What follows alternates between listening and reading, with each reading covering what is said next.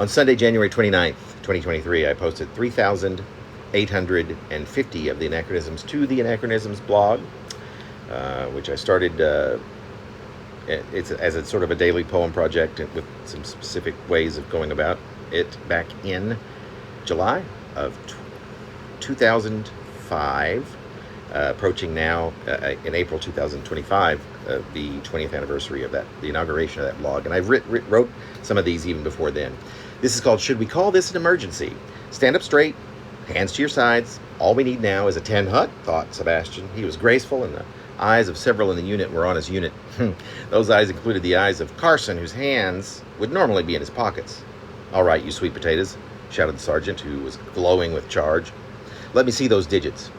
All present presented all they had, except Skeezer, but he was half blown, had been for months, and nobody questioned it, nor seemed to even care. Take it easy on the manicures there, Fitzhauser. This was a game that would go on all morning.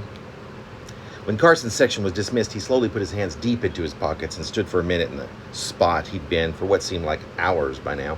Then he swiveled as slow a swivel as his tronic boots allowed until he was 180. Then, with a slightly fizzly and upper registered whoosh, Sebastian watched his backside as his body rose a bit above the dust, and he didn't unlock his focus until Carson had disappeared in the distance, which was quite a while, as Carson kept his skids on a speed about that of an old school backwards airport's long flat escalator.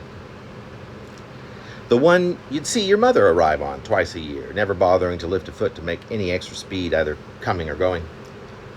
Or where you might meet your lover of 17 years, just at the crook between Christmas and New Year's once every 2 or 3 of the same 17. Sebastian lifted a digit or two in salute to Carson, and in doing so felt a rush of warmth up through his legs and hips and up into his head, which once reached, his eyeballs did a little jittery but relaxing little flutter. This flutter would log the vision of Carson's disappearing backside, archiving it for later, just as it had every morning for nearly 2.5 years.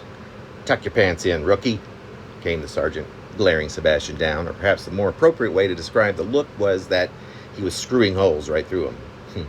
Sebastian just winked at him and curled up his hands into little fists like a kid ready to eat.